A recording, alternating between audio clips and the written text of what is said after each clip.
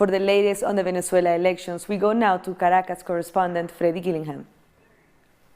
Presidential campaigning very much in full swing here in Venezuela. It all kicked off yesterday and it will now be running for the next 15 days. Today was no exception.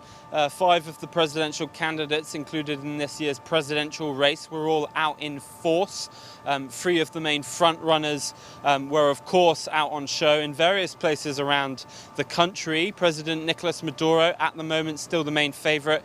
He was all the way out in Bolivar state, which is the far east of the country. It is a Chavista state. However, in last year's state elections, it was quite a tight call, hence why probably Nicolas Maduro has pinpointed this as a maiden starting point. Henry Falcon, the opposition favourite, the only real opposition candidate running in the race, he was in Caracas campaigning.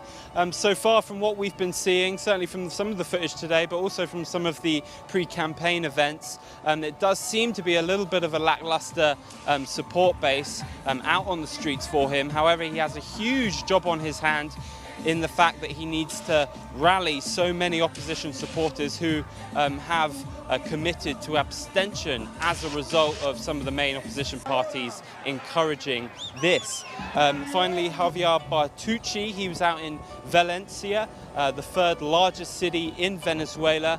So those are 3 of the main candidates who are all out today on the 2nd day of this presidential campaigning leg. It's too early really to say, too early really to look at the polls with any real reliability, although I have seen various ones this morning. One I looked at earlier today, it was around 52% for Maduro and only 22% for Falcon, who's the 2nd runner in this race. It is of course too early to tell. We have another 14 days of presidential campaigning, so anything can happen. We'll keep you posted in the coming weeks. That was Freddie Gillingham from Caracas.